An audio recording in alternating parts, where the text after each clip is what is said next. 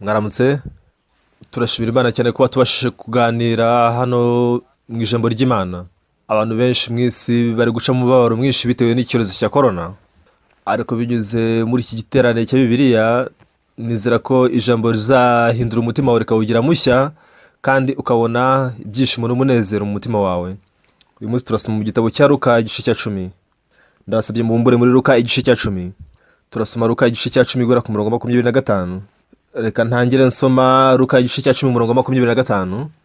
Nuko umwe mu bigisha amategeko ahagurutswa no kumugerageza ati, mwigisha nkore nte kugira ngo ndague ubugingo buhoraho? Nawe aramubaza ati, byanditswe bite mu mategeko, icyo yasomamo ni iki? Aramusubiza ati, ukundisha Uwiteka Imana yawe umutima wawe wose n'ubugingo bwawe bwose n'imbaraga zawe zose n'ubwenge bwawe bwose, kandi ukunde na mugenzi wawe nk'uko wikunda. Yesu aramubwira ati, usubije neza, nugenza utyo uzagira ubugingo. Ariko uwashatse kwigira shyashya abaza Yesu ati, harya mugenzi wanjye ninde? Yesu aramusubiza ati, hariho umuntu wavaga i Yerusalemu amanuka i Yeriko, agwa mu gice cy'abambuzi, baramukubita baramwambura, barigendera musiga ashigaje hatagapfa. Nuko umutambyi amanuka muri iyo nzira, amubonye arakikira arigendera. N'umulewi ahageze nawe abigenza atyo, amubonye arakikira arigendera. Ariko umusamariya wari mu rugendo nawe amugeraho, amubonye amugira impuhwe. Aramwegera, amupfuka inguma, amwomoza amavuta ya elayo na vino, amushyira ku ndogobe ye, amujyana mu icumbi ry'abashyitsi, aramurwaza. Bukeye bwaho yenda idenariyo 2 za nyir'icumbi ati, umurwaze, kandi ibyo uzatanga byose birenze ku byo ngusigiye nzabikwishyura ngarutse. Noneho utekereza ute, muri abo batatu ninde wabaye mugenzi w'uwo waguye mu bambuzi? Aramusubiza ati, niwamugira imbabazi. Yesu aramubwira ati, genda nawe ugira utyo. Dusomye kugeza ku murongo 37. Ku munsi w'ejo twavuze ku by'umunsi w'isabato. Uyu munsi wa none mu gihe abantu benshi basoma Bibiliya kubera ko batazi neza ubushake bw'Imana mu kuduha umunsi w'isabato, bituma abantu baho ubuzima bwo mwuka bagerageza cyane kubahiriza umunsi w'isabato. Ejo hashize twavuze ko buri cyanditswe cyose cyo muri Bibiliya kigira ibindi byuzuzanya. Uramutse utegereje icyanditswe gusa mu gice kimwe ntabwo ushobora kugisobanukirwa, ariko Bibiliya itubwira ko uramutse urebye impande zombi ukabona icyanditswe kikiri gusoma ubasha gusobanukirwa Bibiliya. Ku munsi w'ejo nabwiye ko Bibiliya igikora igizwe n'amapaji 800, nta mafoto abamo, yuzuyemo gusa amagambo agerekeranyije. Mu gihe nta kintu nkoze nsoma Bibiliya gusa, byantwara iminsi 6 nsoma Bibiliya.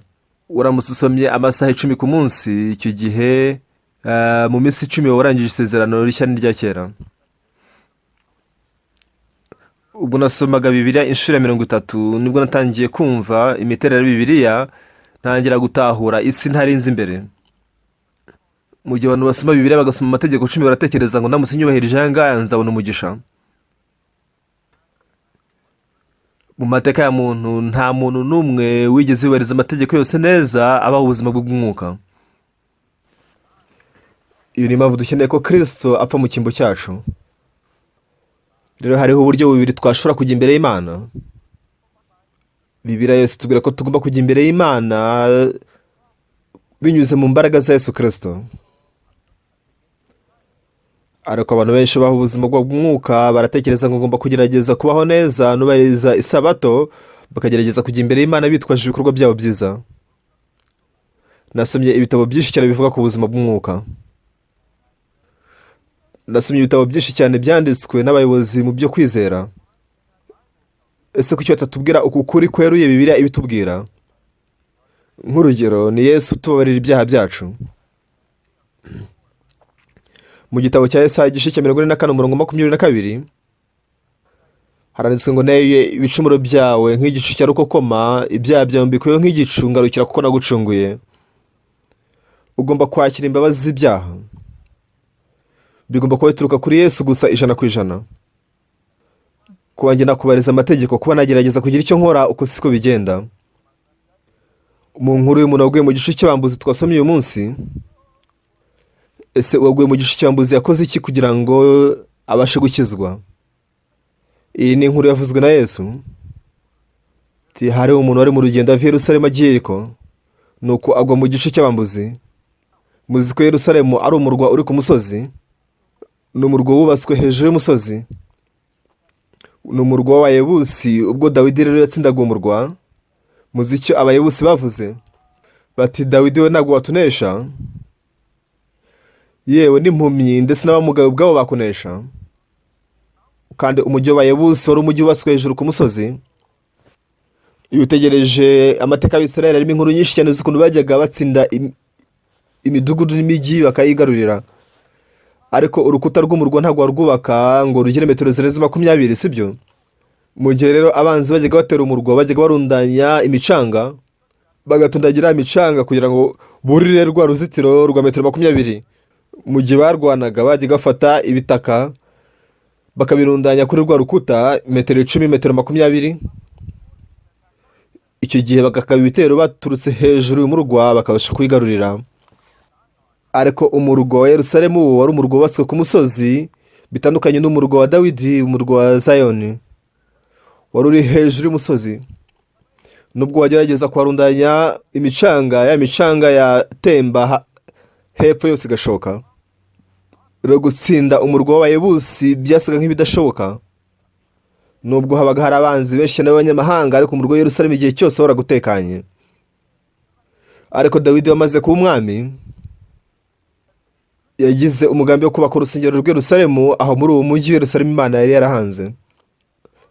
Ariko wari umujyi uri hejuru y'umusozi, ni gute wari kubasha kwigarurira? Yaje kubitekerezaho. Hari umujyi, mu gihe imvura yagwaga habaga hari imigende y'amazi, imiferegi isohora ayo mazi. Turamutse tuzamukiye muri imiferegi y'amazi twakwigarurira umujyi. Rero bazamukiye mu miferegi yabaga icukuye munsi y'ubutaka, bayicamo nuko bigarurira umujyi w'abayebusi. Iyo usomye Bibiliya neza witonze irabikubwira. Ubwo najyaga mu gihugu cya Isirayeli, twari turi muri bisi y'abakerarugendo izamuka yerekera mu mujyi wa Yerusalemu. Yari bisi ishaje, ubwo yazamukaga umusozi yaje gushyuha cyane. Byabaye ngombwa ko duhagarara nuko bifata umwanya basana iyo bisi. Rero uyu muntu yavaga i Yerusalemu yerekeza i Yeriko. Yeriko wari umujyi wari uciye bugufi ku kigero cy'inyanja. I Yeriko habaga ibiti bya elayo byinshi ndetse n'andi moko menshi y'ibiti atandukanye. Umuntu yari mu rugendo rurava i Yerusalemu yerekeza i Yeriko. Yari arimo kumanuka umusozi, nuko agwa mu gice cy'abambuzi. Yesu rero ari kutubwira inkuru. Abambuzi baramukubise, baramwambura, bamusiga ashigaje atagapfa. Aha rero uyu mwigisha amategeko harabitubwira no mu gice cya 10:25. Nuko umwe mu bigisha amategeko hagurutswa no kumugerageza ati, mwigisha nkore nde kugira ngo ndague ubugingo buhoraho?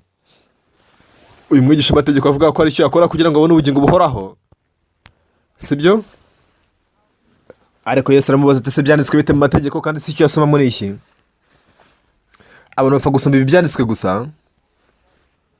Hano Yesu yarasubije ngo, se byanditswe bite mu mategeko kandi se icyo yasomamo ni iki? Hano Yesu arimo gusobanura ati, amategeko ashobora gusomwa muri uru ruhande, ashobora gusomwa muri uru ruhande rundi. Niki cyatumye mubaza ati, se byanditswe bite mu mategeko? Arasubiza ati, byanditswemo n'ibi n'ibi. Ariko Yesu aramubaje ati, se byanditswe bite mu mategeko kandi se icyo yasomamo ni iki? Turamutse tumenye gusa Bibiliya ikijejuru, abantu batazi umugambi w'Imana bajya bavuga bati ibitekerezo byanyu ni ukuri gusa. Icyo gihe ugasanga bakoze amakosa kwisobanura nabi, nubwo Bibiliya ari imwe, ariko usanga ari amadini menshi atandukanye. Muri Bibiliya mu idini rya Presbyterian gusa bagiramo ibice birenga 200 niko bajya bavuga.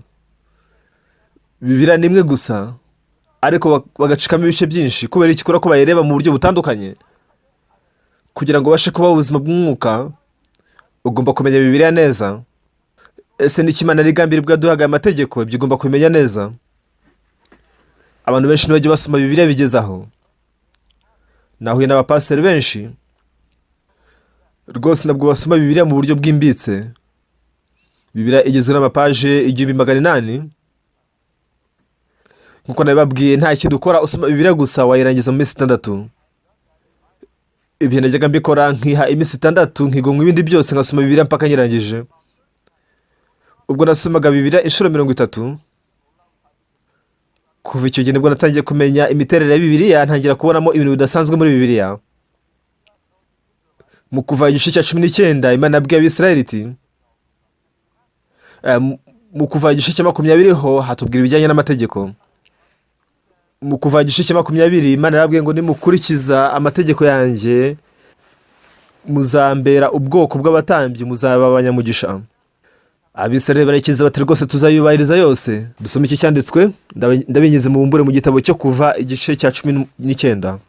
Kuva igice cya 19 umurongo wa 5 haravuga ngo none nimunyumvira by'ukuri mukitondera isezerano ryanjye muzambera amaronko mbatoranyirije mu mahanga yose, kuko isi yose ari iyanjye, kandi muzambera ubwami bw'abatambyi n'ubwoko bwera. aya bari magambo mubwira Abisirayeli. Mose arazahamagara abakuru b'abantu abazanira amagambo yose Uwiteka yamutegetse. Mu murongo wa 8 haravuga ngo iki? Abantu bose bamusubiriza icyarimwe bati ibyo Uwiteka yavuze byose tuzabikora. Reka nze mbabaze, mu bantu benshi cyane bavugiye kuri iyi si haba hari umuntu n'umwe wubarije amagambo y'Imana yose? Oya. Abantu barashutswe batishobora kugerageza ngo nabibasha. Bibiliya ivuga ko mu gihe wishe rimwe ryonyine gusa uba uvumwe. Mu Gutegeka kabiri igice cya 28 haravuga ngo niwumva amagambo y'Uwiteka Imana ukayubahiriza yose, uzabona umugisha mu majya, uzabona umujya no mu maza, uzabona umugisha mu mikumbi yawe, mu kibu uvugiramo uzabonera umugisha mu mikumbi yawe, uzabona umugisha mu mbuto iva mu nda yawe, ariko nuyica biriva kuzahura n'umuvumo. Ariko abantu benshi baribwira ngo tugomba kwibahiriza yose. Ahari ikibazo, abantu banywa ibiyobyabwenge, muzima banywa ibiyobyabwenge, uko niko bahora bibwira bati umunsi nzabishakira nzareka ibiyobyabwenge, ntibabasha kubireka. Uko niko bavuga. Abantu biba muzima biba baramutse batekereje ko bazafatwa biba ntabwo bajya kwiba. Muzi uburyo ubuzima bwo muri gereza ari ubuzima buteye agahinda cyane. Namaze imyaka 10 niyigisha abagororwa muri gereza. Numvise inkuru nyinshi cyane z'abantu bagiye bakora ibyaha. Mu gihe bibaga n'iki bateraga kwiba, baribwiraga bati n'inkora ibingibi ntabwo nzafatwa. Uko niko babizera. Umugore afashwe asambana n'iki cyatumye asambana? Ngo nuko yari afite irari mu mutima we. Uriya mugabo ni mwiza cyane rwose, ndifuza ko twararanira ijoro. Nibyo kuko abantu bose bagira umutima w'irari, ariko siko bose basambana. Baratekereza ati kora ko ndamutse mfashwe nakwicishwa amabuye. Nicyo gituma badasambana. None umugore afashwe asambana bigenje ate? Yaribwiye ati nimbikora mu ibanga nijoro najibije amatara ntawe uzabimenya. Uko niko yizeye. Abantu bari muri gereza icyo bahuriyeho nuko bagira gutekereza guke cyane bati nimbikora gutya sinzafatwa. Umugore afashwe asamba neza kumenya ko ari buze gufatwa ntaba yarabikoze, yari kwicishwa amabuye n'iki cyari gutuma bikora. Ariko yagize umutima urarikiye gusambana ati nimbikora sinzafatwa. Yari yizeye. Muzi impamvu abantu bakina urusimbi? Nta muntu n'umwe ukina urusimbi agambiriye guhomba amafaranga. Bose bashaka gukorera amafaranga. Mu mitima yabo igitekerezo cyo kubwira ko bazatsindira amafaranga menshi kiba kigarura imitima yabo. Baba batekereza ati nimbikora kuri inshuro nzabasha gutsinda. Ugasanga umwana w'amafaranga Minerval yajyanye mu rusimbi. Kubera iki? Uramutse utsindiye amafaranga, yaba ari amafaranga Minerval cyangwa se ibindi, ntago byaba ari ikibazo. Nubwo umugore we yaba ari mu bitaro wafata amafaranga ukayamushyira mu bitaro. Ariko mu gihe uri mu nzu uribaza uti se aya mafaranga ndamutse yajyanye mu rusimbi yakwikuba kabiri. Reka mbaze icyo kukinisha urusimbi. Kwibaza ngo ariko sindamutse nsinzwe ndiwe, icyo gihe umugore wanjye ntazabasha kubagwa azapfa. Ariko ntago batekereza batyo, batekereza mu ruhande rumwe gusa ngo ndaza gutsinda, bigatuma ahomba, agahomba n'inzu ye, akaza kubwira ngo kuri inshuro ndaza gutsinda noneho. Ati ubutandi buze gutsinda. Uko niko abantu bagezaho kubatwa. Iyo baza gutekereza gake cyane gusa ngo kuri inshuro ushobora gutsindwa, ntabwo bakina urusimbi. Abantu bajya gukinisha urusimbi Minerval z'abana babo cyangwa se amafaranga yo kwishyura ibitaro mu gihe umugore ari kubagwa. Nta muntu wizera ko ari butsindwe, kora ko bazi ko ari butsinde, bizira umutima ubabwira ko ari butsinde, akagenda agakina urusimbi. Nagiye mu magereza nkora ubushakashatsi kuri aba bantu, nandika ibitabo byinshi cyane bivuga ku myumvire. Mu mwaka wa 2007 natumiwe n'ishyaka ryo mu Bushinwa ry'urubyiruko, nuko bansaba ko najya kubaha ibiganiro. Sinabashije kujyayo bitewe nuko nari mpugijwe n'izindi gahunda zindi z'amahugurwa. Mu 2009 nagiye ku cyicaro gikuru cy'ishyaka ry'urubyiruko mu Bushinwa mu mujyi wa Beijing. Nabahaye ikiganiro mu gihe cy'iminsi 2 kivuga ku rubyiruko imbere y'abashinga amateka bahagarariye ishyaka ry'urubyiruko. Muri icyo gihe ishyaka ry'urubyiruko mu Bushinwa ryandagije guha amahugurwa urubyiruko rwabo rwose. Mu 2010 twashyizeho gahunda yo gutanga amahugurwa ku rubyiruko rwa Beijing, ariko ntago byaje gukunda. Icyo gihe rero hari abanyamakuru b'igitangazamakuru baje kundeba barambwira bati ibyo wigishije mu biganiro watanze mu ishyaka ry'urubyiruko, ati ibyo biganiro byari byiza cyane, bati turashaka kubisohora tukabishyira mu gitabo. Ariko ikibazo nuko amagambo ni make cyane. Urabutse uyongereye akaba amagambo yuzuye igitabo twagigusorera. nabitekereje numva ko ari byiza, nongeramo andi magambo tubikoramo igitabo. Mbere ko tubyohereza mu Bushinwa twabanje kugisohora mu Gikoreya. Icyo gitabo cyabaye igitabo cya mbere cyagurishijwe cyane. Nanditse ibindi bitabo bindi bivuga ku bijyanye n'imyumvire, nsobanura ibijyanye n'umutima w'umuntu. Kuba wasoma Bibiliya munyihanganire mba numva nkaho ndi kubyigamba. Umwuzukuruza wanjye yahawe igihembo na Perezida Trump. Nuko ikinyamakuru kimwe kiza guha interview umwuzukuru wanjye. Baramubaza bati ese ni gute wahawe igihembo na Perezida Trump? Nuko umwuzukuru wanjye avuga ati data akora neza ibihuje n'ibyo sogokuru amubwira. Sinigeze mbona data anyuranya n'ibyo sogokuru amubwiye. Ati rero nk'uko data bigenza nanjye mbaho mbigenza neza nk'uko data ambwiye. Yaje kubyigaho rero. Umusaza we yari umunyeshuri ntangarugero, ariko mushiki we ntiyari umunyeshuri ntangarugero. Bituma se amubwira ati rero umukobwa wanjye nawe uramutse wize nka musaza wawe umunyeshuri w'intangarugero. Birangira ahawe igihembo na Perezida Trump. Nabishima Imana cyane. Ubwo umuhungu wanjye afite imyaka 6. Iyo abana barimo gukura, ikibazo bahura nacyo nuko uba ugomba kugenga ibibazo byo mu mitima yabo. Mu 2001 nashinze umuryango w'urubyiruko wita IYF, ukora ibikorwa bitandukanye bigamije gufasha urubyiruko. IYF ni umuryango w'urubyiruko uyobora urubyiruko hanini ruri mu mashuri makuru. Iyo utegereje urubyiruko ruri mu mashuri makuru, abasore n'inkumi beza cyane b'abanyabwenge, babaho ubuzima butagereranywa n'uburyo twe twakuzemo. Umunsi umwe nahuye n'umunyeshuri umwe. Umutima w'umunyeshuri wari uri mu mwijima mwinshi cyane, uri mu kababaro. Nuko nza kuganira nawe nsanga abana na mukase mu itorero ryanjye. Kuri ubu ngubu ikigereranyo cy'ingo zisenyuka mu mujyi wa Seoul kigeze kuri 30% cyangwa se hafi 40%, ariko ikigereranyo cy'ingo zisenyuka mu itorero ryacu kiri ku kigero cya 0%. Nanavuga ko kiri muri kuramo cyangwa se muri negative, kubera ko hari ingo nyinshi zasenyutse ziza ku itorero ryacu zikongera zikiyunga. Abantu rero ntibajya bakagatanya habe na busa rwose abo mu itorero ryacu. Ubwo nakoraga n'urubyiruko nasanze mu mitima yabo habamo umwijima ndetse n'akababaro. Abana barezwe n'abamukase ndetse n'abagabo ba nyina usanga bafite umubabaro mwinshi cyane ndetse n'agahinda n'ubusharire mu mitima yabo. Abo nahuye nabo ndukunda bigisha. Twashyize ikinyamakuru tukita Tomorrow, gitanga amakuru y'ijyanye na education, kirakora neza cyane mu gihugu cya Korea. Mu gihe twasohoraga ibinyamakuru bya Tomorrow, twanditse uburyo twayobora imitima y'urubyiruko, uburyo batasenya ingo zabo n'ibindi nk'ibyo ngibyo. Mu kwezi kwa gatanu kubushize harimo inkuru y'uburyo abashakanye baje gutana. Ibi byabaye mu itorero ryanjye mu myaka nk'icumi yashize. Baziga mu itorero gake cyane. Uwo mwari yazaga mu itorero ryacu, yaramaze nk'ukwezi kumwe yitabira amateraniro yacu, yakira imbabazi z'ibyaha nuko avuka ubwa kabiri. Ubuzima bwe bwarahindutse bwose, yarishimye. Umunsi umwe rero uwo mwari yasabye kuganira nawe, nuko nicarana nawe mbona nkubone. Ikintu cya mbere yambwiye nuko yambwiye ko arashize imyaka 2 atanye n'uwo bashakanye. Ndamubaza nti n'iki cyatumye mutana? Ati rwose imico yanjye ntabwo ihuje n'umugabo wanjye we na busa. Ati none imico yanjye idahuje se ubwo muratana? Yarambwiye ati pasire rwose nuko utazi umugabo wanjye. Ati pasire ugomba kugerageza ukabana n'umugabo wanjye kugira ngo umumenye. Ndamubaza nti kuki ngomba kubana n'umugabo wawe? Ntimbana n'umugore wanjye. Ndamubaza nti n'iki cyatumye mutana? Avuga ati nuko imico yacu itahuje. Nuko ndaseka. Arambaza ati n'iki kigusekeje? Ndamubaza rwose mushiki wacu uransekeje. Ati rwose ntabwo ibyo navuze bisekeje, ni rwose uranshekeje. Nuko ndamusobanurira nti iyo uguze televiziyo mu gihe urimo kuyikoresha, mu gihe volume muri televiziyo ari nyinshi cyane, ese televiziyo urayifata ukayijugunya mu myanda? Oya, icyo gihe ugabanya volume ukoresheje telekomande, sibyo? Uramutse ushyize climatiseur mu nzu yawe, wayicana ukumva arakonje cyane, ukavuga uti harakonje cyane, ese bituma uyijugunya? Reka da, urayiregera, sibyo? Abantu rero nabo ni mashini zikoze neza mu buryo bunoze, inshuro bwikuba 10 bwikuba 20 amateleviziyo ndetse n'ibyuma bikonjesha. Nibitangaje cyane uburyo umuntu ateye. Bisa nkaho imibiri yacu igenda mu cyerekezo gitandukanye n'imitima yacu, ariko nyamara igirwaho uruhare cyane n'imitima yacu. Nararwaye cyane kuva ku myaka mike, ariko kubw'ubuntu bw'Imana umutima wanjye waje gukira neza.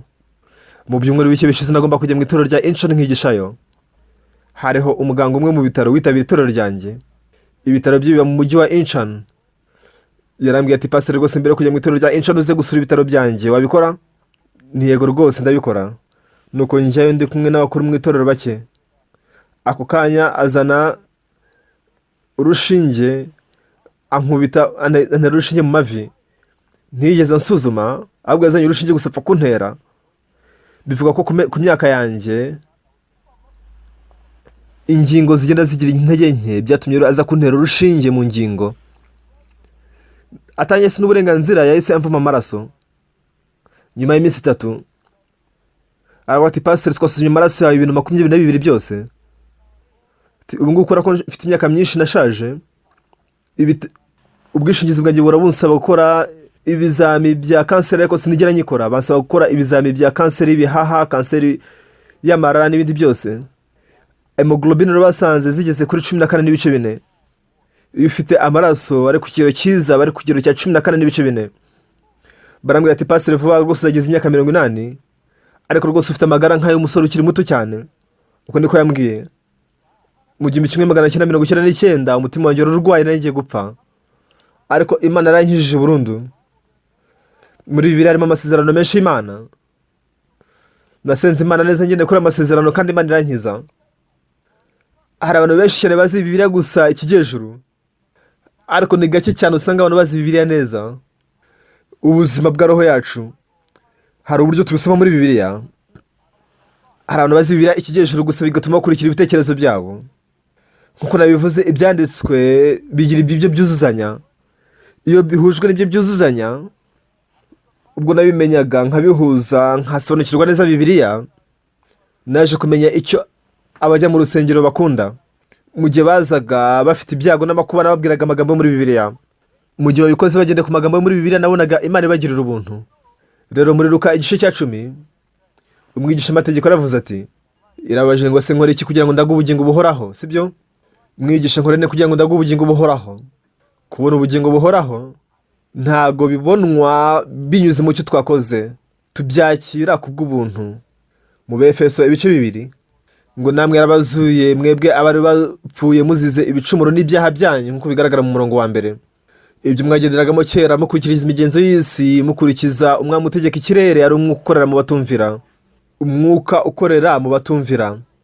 Murongo 3 ngo kandi natwe twese twahoze muri bo dukurikiza ibyo kamere yacu yifuza, tugakora ibyo kamere n'imitima byacu byishakira, kandi kubw'akavukire yacu twaraba kugirirwa umujinya nk'abandi bose. Twese twakoraga dukurikira iby'umwuka ukorera mu batumvira. Uwo mwuka utuma urakuyobya rero ugatuma ugendera mu nzira ihabanye na Bibiliya. Yuda Iskariyota ari umwigishwa wa Yesu. Yusomye muri Bibiliya muri Yohana 13:2 avuga ko Satani yamaze gushyira mu mutima wa Yuda Iskariyota umutima wo kugambanira Yesu. Uyu musoro n'abantu benshi bizera Imana bumvira amajwi ya Satani nta kuruhuka, bagasoma Bibiliya rero bakoresheje ibitekerezo bye. Nubwo usoma Bibiliya imwe ariko ukoresha imyumvire y'Imana, ukoresha imyumvire ya Satani, uzasanga bitandukanye cyane. Umwigisha amategeko abajije Yesu ati ese nkora ikiza ki kugira ngo ndague ubugingo buhoraho? Ati nkora ikiza ki kugira ngo ndague ubugingo buhoraho? Nimwitegereze umurongo 26. Yaramubajije ati se byanditswe bite mu mategeko kandi si cyo yasomamo n'iki? Ibi ni iki? Nubwo amategeko ari amwe, bisoneye ko amategeko nubwo ari amwe ashobora gusomwa muri ubu buryo cyangwa se mu buri buryo. Icyo cyatumye Yesu abaza icyo kibazo. Nawe rero nubwo usoma Bibiliya imwe, bisoneye ngo ushobora kwisoma muri ubu buryo cyangwa se mu buri buryo bundi. Ugendeye ku mwami utegeka ikirere ari we Satani, ushobora gusobanura Bibiliya mu buryo bugoramye ukoresha imyumvire ye. Ibi nicyo bivuga. Kuko abakristo benshi mu isi yose baha agaciro Bibiliya. Kubigaragara nyuma bavuga bati rwose nzagerageza kurikira ijambo ariko bikarangira basubiye inyuma. Satani aragushuka akagushuka kongera akagushuka nanone. Ndabinginze mwumve neza. Mu nkuru y'umuntu waguye mu gice cy'abambuzi, hari umuntu wavaga i Yerusalemu yerekeza Yeriko nuko agwa mu gice cy'abambuzi. Yesu abarimo kutubarira inkuru. Abambuzi baramwambuye baramukubita bamusigashigaje atagapfa. Uwo muntu yarasigaje atagapfa. Ese umuntu nk'uwo yabasha kugenda? ese basha kwiruka ahunga? Oya, siko bimeze. Uwaguye mu gice cy'abambuzi ibi nibyo bihera arimo. Ese ibyo bisobanura iki? Ibyo bishushanya ubuzima bwacu bw'umwuka twebwe abantu. Turi abantu batabasha kugira icyo bakora na busa. Amen. Amen. Reka mbibasobanurire mu buryo burambuye. Muri icyo gihe umutambyi yaraje arakikira arigendera. Umupasiteri ubwo yabonaga umuntu waguye mu gice cy'abambuzi, yaribwiye ati yashobora kuba ari abambuzi bari hafi hano. Yabonye umuntu waguye mu gice cy'abambuzi atayibwira ati ibyo ari byose hari abambuzi bari hano hafi, ibi nanjye bishobora kumbaho. Ese utekereza ko atari kwibwira atyo? Yari gutekereza atyo? Nubwo ari umutambyi ariko yahise yiruka vuba vuba arahunga, nta no kumutabara, ako kanya yahise yiruka arahunga. Siko bimeze? Nuko haza n'umusamariya. Nuko ari mu rugendo ageze ahari. Uyu musamariya ninde? Ni Yesu. Yari yiteguye kudupfira, niyo mpamvu yaje kumukiza. None Bibiliya iravuga ngo iki? Byanditswe bite mu mategeko kandi si icyo yasomamo ni iki? Mu gihe usoma amategeko, abantu babasha gutekereza neza, baranzura bati njye sinabasha kubahiriza amategeko. Icyo gihe rero nibwo ushobora kwakira ubuntu bwa Yesu. Murabyumva? Abantu batekereza bati njye ndabasha kubahiriza amategeko, bagerageza gukora cyane ku bwabo, bati nzagerageza kwiyubahiriza. Binyuze muri ubwo buryo nta muntu n'umwe wabasha kubona agakiza. Yaba twashoboraga kwikiza n'iki cyatuma dukenera Yesu. Hano ikintu cy'ingenzi cyane ni uko muri iyi si abantu bagabanyijemo ingero ebyiri. Bamwe, umwe ni umukiza ari utanga agakiza, abandi ni abakizwa bakira agakiza. Siko bimeze? None Yesu ni umukiza cyangwa ni ukizwa? Yesu ni umukiza, ni ukiza. Nawe se twebwe? Ese twe turabakiza cyangwa turi abantu bakeneye gukizwa ahubwo? Ikikuri ni ikihe? Ndabasabye nimusubize. Ese turabakiza? Turabakiza nimubimbwire. Turi bo? Cyangwa turi abantu bakeneye gukizwa? Siko bimeze? Abapasiteri b'insengero nyinshi cyane uyu munsi, muzi ibyo bigisha? Bati mujye mumera nk'umusamariya mwiza. Rwose nta gitekerezo na kimwe bafite kuri Bibiliya. Twaba abasamariya beza bate dukiza abandi tutabasha no kwikiza ubwacu? Hano turabona abantu b'ingero ebyiri. Haravuga ku muntu ukeneye gukizwa. Agakiza si ikintu ushobora kwikorera ku bwawe, niyo mpamvu agomba kubaho umukiza. Umusamariya niwe mukiza ukiza abandi. Uwaguye mu gice cy'abambuzi ni uwo gukizwa, ushobora gupfa gusa hatagize umuntu umukiza. Muri Bibiliya ibi birasobanutse neza cyane. Hanyuma rero umusamariya umwe wari mu rugendo amugezeho ahari, ubwo yamurebaga yamugiriye impuhwe, aramusanga, amupfuka inguma, amwomoza amavuta ya elayo, amusukaho na vino, amushyira ku ndogobe ye, amujyana mu icumbi, nuko aramurwaza. Bukeye bwaho afata idenari ebyiri aziha nyir'icumbi, aramubwira ati uzamwiteho, kandi ibyo uzatanga byose birenze ku byo ngusigiye nzabikwishyura ngarutse. Hano ukiza ni umusamariya mwiza. Umusamariya ashushanya Yesu. Mu rundi ruhande waguye mu gice cy'abambuzi ni ukizwa ari ushushanya twebwe. Siko bimeze? Ese nibyo koko? Ubu rero reka tubivugeho neza. Hano muri aya magambo, umuntu waguye mu gice cy'abambuzi wakiriye agakiza, zamura ukuboko utubwire icyo yakoze. Ese nuhe murimo yakoze? Hari uwabuze umurimo yakoze? Nuhe murimo yakoze? Nta kintu yakoze habe na busa. Sibyo koko? Si ukuri? Nta kintu yigeze akora na gito. Agakiza ni imirimo ya Yesu gusa 100%. Turamutse dushyizeho akacu nubwo kaba gake, ntabwo kaba kakira agakiza. Byo bari ubufasha. Murabyumva? Yesu rwose fasha mu mibereho yanjye. Nakozeho bike na Yesu akora bike, akosa agakiza. Ibyo ni ubufasha. Nari ndimo koga, byari bingoye cyane, nuko umuntu aransunika. Ese ako ni agakiza cyangwa ubufasha?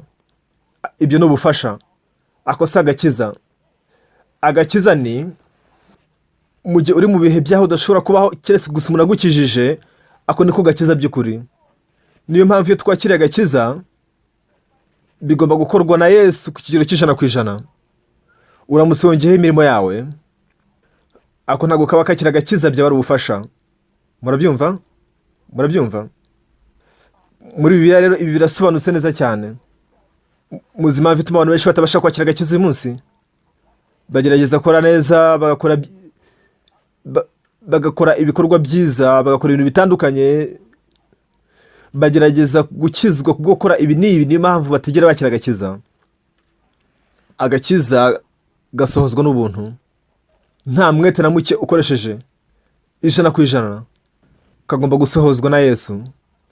Abantu benshi uyu munsi baravuga ngo ngomba gukora gutya, ngomba kugira gutya, ngomba kwihana, ngomba kugira gutya na gutya kugira ngo nkizwe. Muri Bibiliya muri Luka igice cya 10 mu nkuru y'umuntu waguye mu gice cy'ambuzi, Yesu yavuze, witegereze neza, ese waguye mu gice cy'ambuzi yakoze iki? N'iki yakoze? Ntacyo yakoze na busa. Siko bimeze? Niyo mpamvu ari agakiza. Bigomba kumera bityo kugira ngo kaba agakiza. Kagomba gusohozwa na Yesu 100%. Ariko insengero nyinshi cyane uyu munsi wa none ibyo zarabivangavanze. Niyo mpamvu usanga bitakiri ubuntu. Ni nayo mpamvu abantu batabasha kubona icyizere cy'agakiza. Yesu yapfuye ku musaraba apfira ibyaha byawe. Niba agakiza gatangwa na Yesu Kristo 100% tudashyizeho umwete wacu, iki gihe twebwe ntacyo dusabwa gukora, dusabwa kubyakira gusa. Ariko abantu benshi bazi Bibiliya amacuri, niyo mpamvu bibwira ngo ngomba gukora ibi n'ibi na biriya, usanga abantu baracenganyikiwe. Mu gihe abantu babaye ubuzima bw'umwuka, bakora ibikorwa byiza, bagasenga, bagatanga icya 10, bakubahiriza amategeko, bati Mana ntabwo nari umuntu mwiza cyane ariko ngushimiye ubuntu bwawe. Bakora icya bakavuga ati oh Mana, ese si kubigenza, si kubikora. Ko niko abantu benshi babigenza. Impamvu utagira icyizere cyo kwakira agakiza nukora ko agakiza nubwo gasozwa n'imirimo Yesu 100%, washutswe na Satani akubwira ko ari cyo usabwa gukora. Ntugashukwe. Agakiza ntaho gahuriye n'imirimo yawe. Ayo n'amajwi ya Satani. Agakiza kagomba kuba ari imirimo ya Yesu Kristo gusa 100%. Amen. Amen. Yesu yarabajije ati, byanditswe bite mu mategeko? Kandi se icyo yasomamo ni iki? Uko niko yamubajije. Kubera iki? Ushobora gusoma amategeko gutya na gutya? Ngomba kubahiriza amategeko 10, ngomba gukora ibyiza. Icyo gihe nibwo ushobora gukizwa. Ndamutse nihariye nkakora ibi n'ibi. Reka da. Shkwida. Kugira ngo ibyaha byacu bibabarirwe, si uko ari njye ufatanya na Yesu mu kubikora. Uwabambwe ku musaraba, njye ntago nabambwe hamwe na Yesu. Yesu niwe wabambwe, kandi bambiwe ibyaha byanjye. Njye ntacyo nakorera ibyaha byanjye, byakozwe na Yesu ku kigero cy'100%. Amen. Ubu rero muri Luka igice cya 10, ese uwaguye mu gice cy'ambuzi yakoze iki? Ntacyo yakoze na busa. Yaragaramye aho ngaho gusa.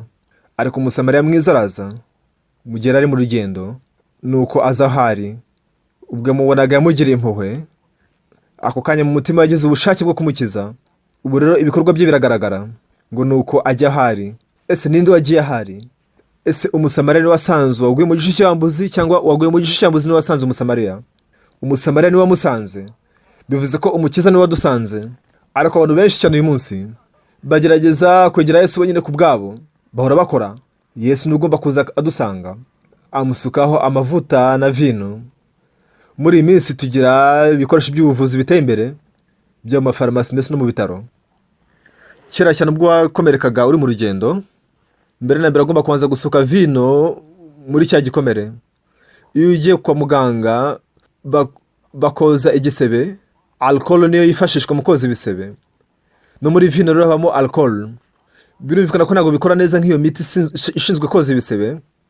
Mu gihe usutse alcohol, icyo gihe wica imyanda iri mu gisebe. Rero nk'iyo umuntu yabaga yahiye, tuvuge wahiye ku ruhu, icyo gihe rero ntabwo umubiri wabasha gukumira udukoko. Bituma rero bahasiga vaseline. Mu gihe wasutse vaseline ntago udukoko twakwinjiramo. Rero ubuvuzi usutse amavuta bukora cyo kimwe na vaseline. Mbere na mbere ukoresha alcohol kugira ngo wice udukoko, nyuma yaho ugakoresha vaseline kugira ngo ukumire udukoko twinjiramo. Uko niko ukoresha vino ndetse n'amavuta. Mu bihe bisanzwe rero nkuko ukoresha vino woza igisebe nyuma ugashyira amavuta, ariko ntabwo bakoresheje vino n'amavuta, ahubwo bakoresheje amavuta na vino n'amacuri. Hari ubusobanuro bw'umwuka kuri ibi. Amavuta ashushanya umwuka wera, vino ishushanya umunezero. Mu gihe umwuka wera uje muri twe, muri wa munezero kwakira imbabazi z'ibyaha uyobora ubuzima bwacu. Arangije amupfuka inguma, ahari wenda yambaye karavate ye arayimupfukisha. Igihe kimwe najyanye n'abana banjye mu gace ka Dejon, twagiye kwitabira ubukwe. Nasezeranyije abageni, rero nk'umuntu basezeranyije bampaye karavate nk'impano. Rero nambara karavate muri ubwo bukwe bwabo.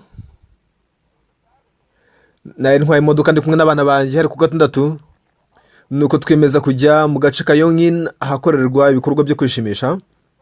Ariko igikamyo cyari imbere yanjye cyari cyakoze impanuka.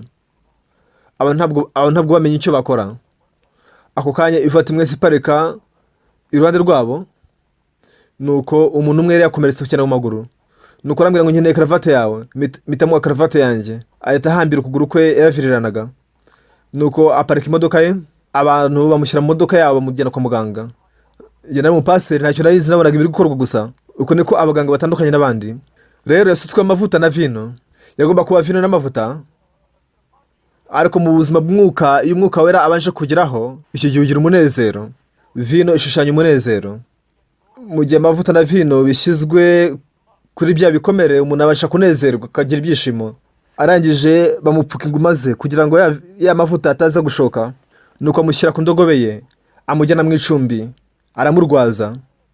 Rero uyu musamariya mwiza yahuye n'umuntu waguye mu gice cy'abambuzi. Yabanje asanga wa muntu waguye mu gice cy'abambuzi, nuko amugirira impuhwe. Umutima w'impuhwe ayoboye wa musamariya mu kumukiza, yaramusanze, amusukaho amavuta, amusukaho vino, amupfuka inguma, amushyira ku ndogobe ye, amujyana mu icumbi, aramurwaza.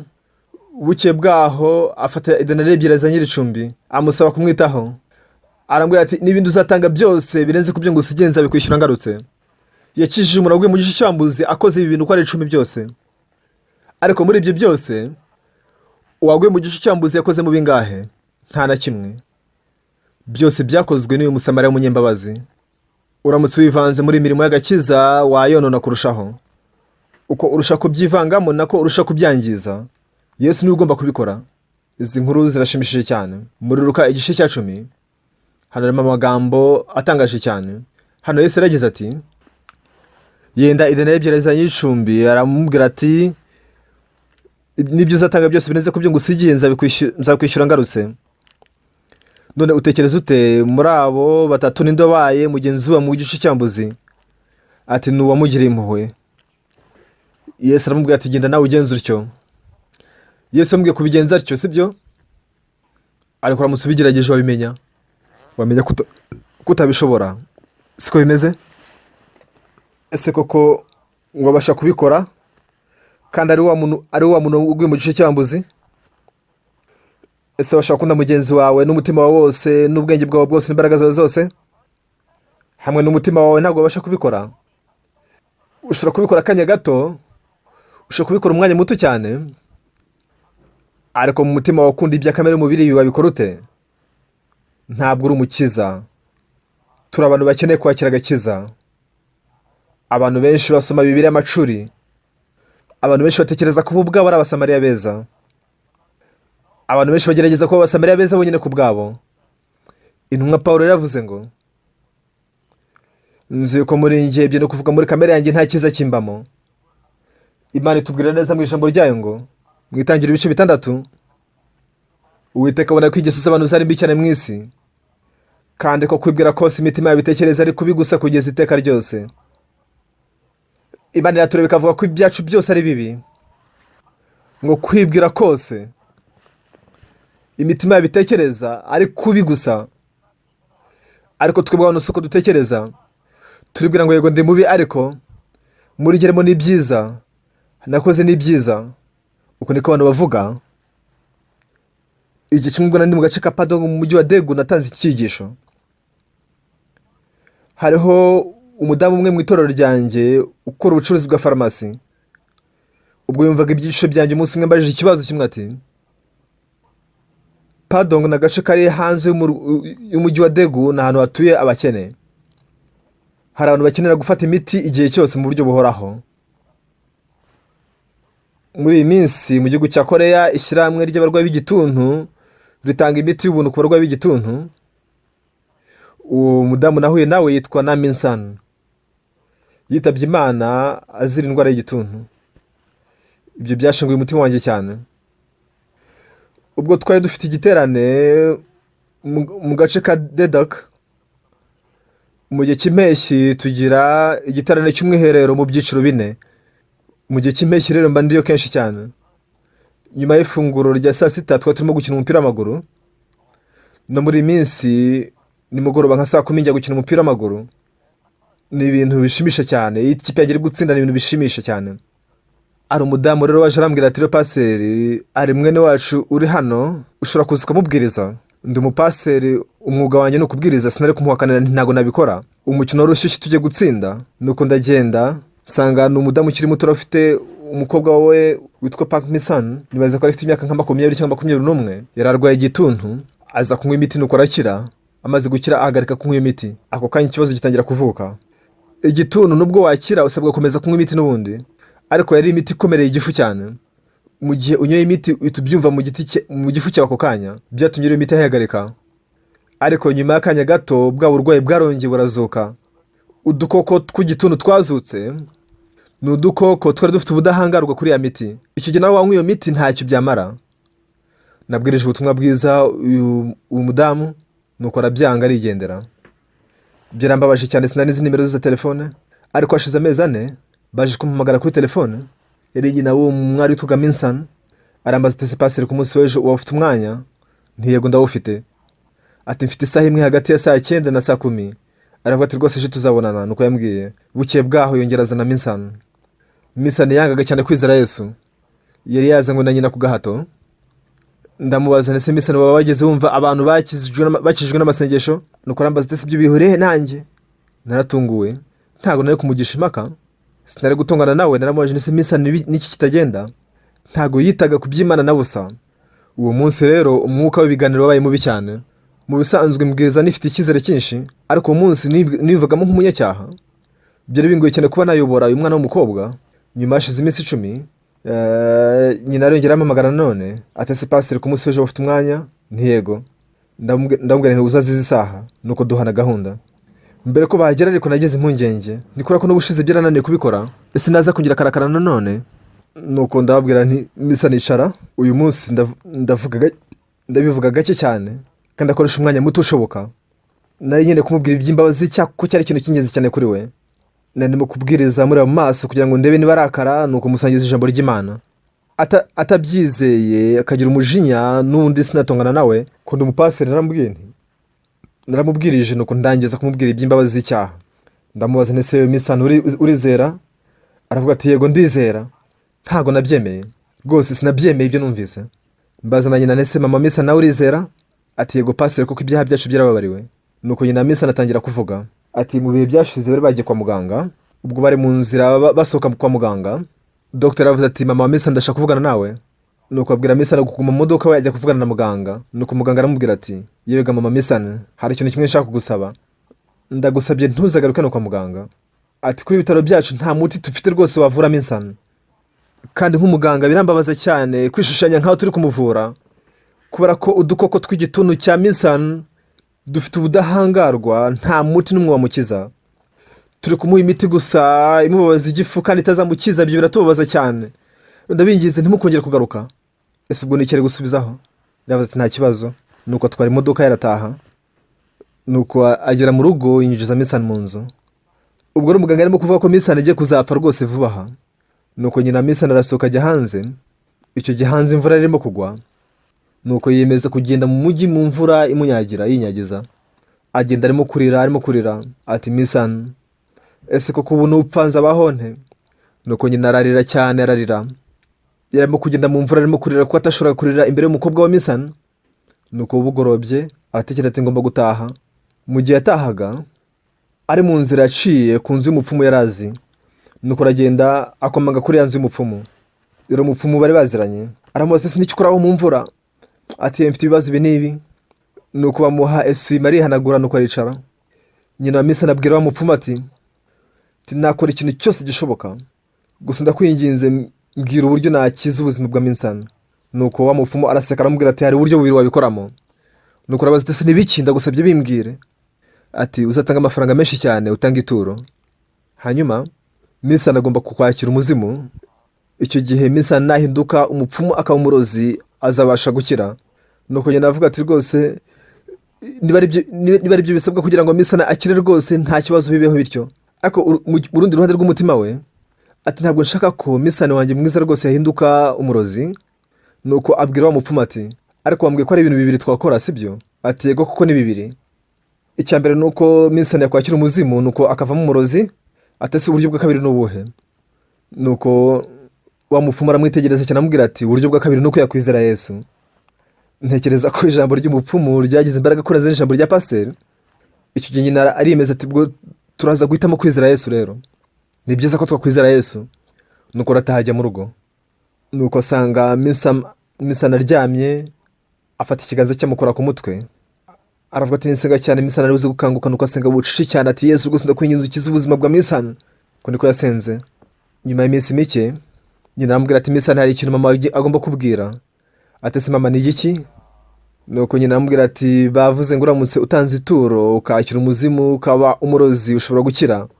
nuko misana abwira nyina ati mama ntabwo nshaka kuba umurozi. ati ni ibintu biteye ubwoba rwose ntabwo nshaka kuba umurozi. nuko nyina aramubwira ati none ubwo tuzabigenza gute? ati niba wanze kuba umurozi ugomba kwizera Yesu. ati kwizera Yesu? ati nta kibazo rwose nshaka kuba umurozi ahubwo nimisemo kwizera Yesu. uwo munsi rero byatumye misana aza afite umutima mushya. mbere yaho nabaga nigengesera ndi kumwe na misana, ariko uwo munsi namusangije ijambo ry'Imana. nuko ndangije kuvuga misana yaje kwakira imbabazi z'ibyaha. nuko misana aravuga ati mama rwose uyu munsi ntabwo bisanzwe. ati pasiteri abwirije isaha yose kandi muri icyo gihe cyose sinigeze nkorora habe na rimwe.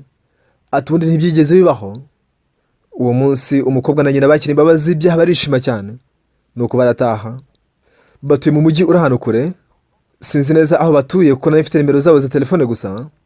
igihe kimwe twategura igikorwa muri kaminuza ya Dejan. nyuma y'igitaramo ndimo gusohokera mu muryango w'imbere. nuko misana ndetse na nyina bari bantegereje. nari nishimiye cyane kubabona. misana yagaragara nk'umuntu ufite mu maso hakeye. nuko mbaza nyina misana ese ni gute washoboye kubaho? ati njye rwose nakoreye abasekuru bacu badusiga imitungo myinshi ntabwo twayigurishije rero twakomeje rero kwibyaza umusaruro. nuko ndamubwira nti ugomba kugura ibyo kurya byiza cyane misana kubera uburwayi bwe ntabwo arya neza. nuko aravuga ati reka da mama ngira igogora ryiza ikibazo kiri hehe? iyo niyo nshuro ya nyuma nari mpuye na misana ndetse na nyina. nyuma y'igihe runaka naje guhamagara nyina wa misana. irampamagara arambwira ati pasiteri misana umukobwa wanjye mwiza Uwiteka yamuhamagaye witabye Imana. nuko ndavugana Imana urakoze. rero uwo mwari wacuruzaga farumasi abantu bajyaga baza kumugurira imiti. abantu bari bakeneye kuza buri gihe cyose kugura imiti. mu gihe batanyoye imiti yose ngo bayirangize imibiri yabo ntabwo yashoboraga kugira ubudahangarwa, ntabwo babashaga gukira. icyo gihe rero uwo mugore ajyaga bahamagara akamubwira ati muze muri farumasi. wa muntu yaza akamubwira ati ufite imiti? ati reka da imiti ntayo mfite. none kuki utakomeje kunywa imiti? ati none se ko nta miti mfite nta mafaranga mfite kwigura. ati ariko rero utanyoye imiti uzapfa. none se ko nta mafaranga mfite nabigenza nte? icyo gihe yabaheraga imiti ubuntu. ati uzayanyishyura ubwo uzabonye amafaranga 20% y'abo bantu nibo bamwishyuye gusa. bivuze ko njyaga ahawe imiti ku buntu. nuko arambaza ese pasiteri ibisi bikorwa byiza koko sibyo? ntiyego ko ni byiza. ntareko si byiza. ese kubera iki? nuko ndamusobanurira. igihe kimwe nategura igitaramo muri Leta Zunze Ubumwe za Amerika. hariho umudamu wagurishaga ibimbano. nuko ampa igipfunyika cyuzuye imikufi ya zahabu. kubera ko nari ku kibuga cy'indege bampagarika kenshi ngendera mu ndege kandi ngenda nihuta cyane ko nagomba guca ku kibuga cy'indege. umukozi ushinzwe abinjira n'abasohoka arambaje ati ese hari ibyo ufite byo kwerekana? ati fungura igikapu. nuko agifunguye asangamo igipfunyika cyuzuye imikufi zahabu.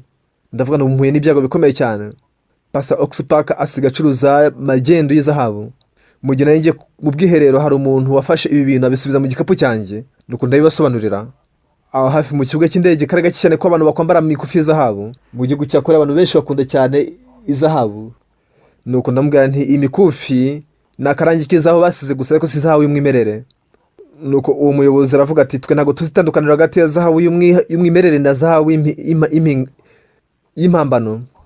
barambwira bati rero ugomba kubyishyurira. nuko ndabaza ntese mwaba mufite icyuma? ati yego icyuma kirahari. ntimuzane icyuma hano. barakizana. ndabwira ngaho ni muyishwaratureho. bati urabyemeye ko tuyishwaratura nta kibazo? nta kibazo ni mwishwarature. nuko barayiharura basanga yari ifite akarangi k'izahabu inyuma gusa ariko mo imbere cyari icyuma gisanzwe. ntabwo yari imikufi y'izahabu, yari imikufi isanzwe ahubwo yasizwe akarangi k'izahabu. nuko ndababwira nti byatumye mubwira nti rero mushiki wacu nako ibyiza byawe nabyo ni byiza bipfuye, yaba umukufi wa zahabu w'umwimerere cyangwa se impeta ya zahabu y'umwimerere, nubwo wayikuba n'icyuma n'ubundi mw'imbere usanga ari zahabu, ariko ari impimbano usanga mw'imbere ari icyuma kindi, inyuma ari akarangi k'izahabu gusa. Nacyo kimwe rero nuko nawe uba uri mwiza inyuma ndetse n'imbere mw'imbere, ariko nyamara kuba uri mw'imbere muri wowe, inyuma ukitakisha udukorwa twiza, burya ntabwo uri umuntu mwiza. Ushobora kugaragara nk'umuntu mwiza mu maso y'abantu gusa, ariko nyamara muri wowe huzuyemo ibibi gusa. Imana ibasha kuramo imbere muri twe. Niyo mpamvu Imana itubuza kwishushanya tukigira abantu beza. Uyu muntu waguye mu gice cy'abambuzi, ese yakijijwe ate? Nta kintu na kimwe yigeze akora na busa. Yesu niwe wakoze ibintu byose. Muri Yeremiya igice cya 31 n'umurongo wa 34 haravuga ngo ko nzababarira gukiranirwa kwabo, kandi icyaha cyabo sinzakibuka ukundi, ni ko Uwiteka avuga. Ese ninde utubabarira ibyaha byacu? Ni Imana, ni Yesu. Iyi niyo mpamvu Imana yohereje Yesu mu gihe yabambwaga, yahaniwe ibyaha byacu byose. Uko niko ibyaha byacu byejejwe. Si uko hari icyo wakoze, si uko hari ibyiza wakoze. Ibyiza byawe byose ni ibyiza by'ibihimbano. Ibyo ntabwo wabasha kubyitwaza. Umuntu waguye mu gice cy'abambuzi yagombaga kwemerera Yesu ko amukorera ibintu byose. Wowe ndetse nanjye twese twakoze ibyaha. Yesu yabambwe kugira ngo adukize ibyaha byacu, kandi binyuze mu kubambwa kwe ibyaha byacu yarabitubabariye byose mu buryo bwuzuye. Ibyo rubizi, yamennye amaraso yo ku musaraba, yarababajwe, nuko atubabarira ibyaha byacu. Ntukwiye kuvuga ko uri umunyacyaha, kuko waracumuye, ariko kuko amaraso ya Yesu byarejejwe byera nk'urubura. Igisabwa ni ukwizera ibyo gusa. Ntabwo wabaye umukiranutsi kuko ari ibyo wakoze, ntabwo wabaye uwera kuko ari icyo wakoze. Niki cyabasha kutweza ibyaha byacu? Nta kindi uretse amaraso ya Yesu. Bibiliya ivuga ko amaraso ya Yesu yatubabarira ibyaha byacu. Ubwo najyaga mu gihugu cya Ghana, nabonanye n'umukuru w'igihugu cya Ghana. Umukuru w'igihugu arambwira ati ndi kuvurwa, ariko uburwayi bwanjye burarushaho kunzengereza cyane. Ndi kwiyumvamo ko ntazakomeza kuba indi minsi 5 yindi. Nuko ndamubaza nti, none nyakubahwa mukuru w'igihugu, wabwiwe n'iki kuri umunyacyaha? Ati nakoze ibyaha, gusa urumva ntari umunyacyaha. Ntereka dasiko bimeze. Nuko umukuru w'igihugu aranyitegereza. Nuko ndamubaza nse mu gihugu cya Ghana abakoze ibyaha nibo bicira imanza? Ati oya. None ninde ubacira imanza? Ati ni umucamanza. Nti nibyo koko. None nyakubahwa mukuru w'igihugu, wowe urigeze ubona iteka umucamanza yaciye kubw'ibyaha byawe? Ati reka ntaryo nzi, riri hehe? Ndashaka kuribona, riri hehe? Ntiriri muri Bibiliya. Musomera mu Baroma ibice 3 umurongo 23 haravuga ko bose bakoze ibyaha ntibashyikira ubwiza bw'Imana.